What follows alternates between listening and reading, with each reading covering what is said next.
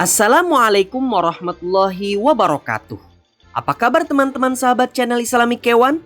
Jumpa kembali dengan kami pada program Islamic Education for Children yang kali ini akan membahas tentang pelajaran agama Islam kelas 5 SD dengan standar kompetensi mengenal kitab-kitab Allah dan kompetensi dasarnya menyebutkan nama-nama Rasul yang menerima kitab-kitab Allah. Sebelumnya, mari kita awali pelajaran kita kali ini dengan bersama membaca basmalah. Bismillahirrahmanirrahim.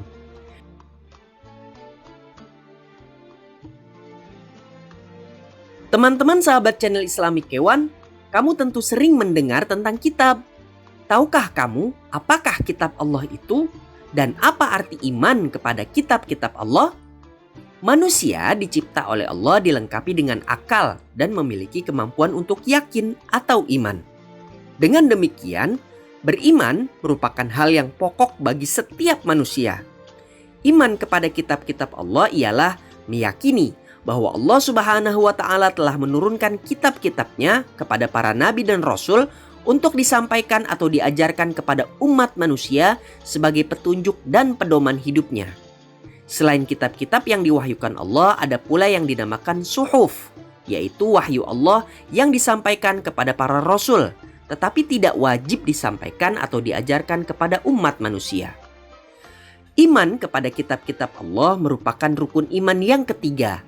Beriman kepada kitab-kitab Allah adalah meyakini dengan sepenuh hati bahwa Allah Subhanahu wa Ta'ala telah menurunkan kitab-kitabnya kepada para nabi dan rasul yang berisi wahyu untuk disampaikan dan diajarkan kepada umat manusia.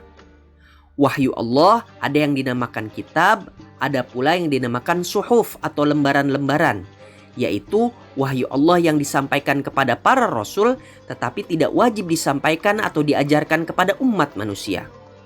Sebagai umat Islam, kita wajib percaya dan meyakini dengan sepenuh hati bahwa semua kitab dan suhuf telah diturunkan Allah kepada para rasulnya, meskipun saat ini tidak semua kitab dan suhuf dapat ditemukan. Kitab-kitab Allah Subhanahu wa Ta'ala menjelaskan tentang peraturan, ketentuan, perintah, dan larangan yang harus dijadikan pedoman bagi umat manusia dalam menjalankan kehidupannya, agar tercapai kebahagiaan hidup baik di dunia maupun di akhirat. Turunnya kitab-kitab Allah pada masa yang berlainan, namun di dalamnya terkandung ajaran pokok yang sama, yaitu ajaran tauhid atau keesaan Allah Subhanahu wa Ta'ala. Nah, kitab-kitab suci yang diwahyukan Allah kepada para nabi dan rasul sangat banyak dan tidak ada yang mengetahuinya. Namun yang wajib kita ketahui dan imani ada 4 kitab, yaitu Kitab Zabur. Kitab Zabur diwahyukan Allah Subhanahu wa Ta'ala kepada Nabi Daud alaihissalam sekitar abad ke-10 sebelum Masehi di daerah Yerusalem atau Palestina.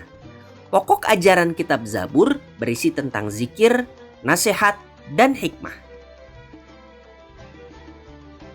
Kitab Taurat. Kitab Taurat diwahyukan Allah kepada Nabi Musa alaihissalam sekitar abad 12 sebelum Masehi di Bukit Tur Sina di daerah Mesir. Isi ajaran kitab Taurat berisi tentang akidah atau tauhid dan hukum-hukum syariat. Kitab Injil. Kitab Injil diwahyukan Allah Subhanahu wa Ta'ala kepada Nabi Isa alaihissalam sekitar abad pertama Masehi di daerah Yerusalem atau Palestina. Isi ajaran kitab Injil sama dengan kitab-kitab yang diturunkan sebelumnya. Namun, sebagian menghapus hukum-hukum yang tertera dalam kitab Taurat yang tidak sesuai dengan zaman itu.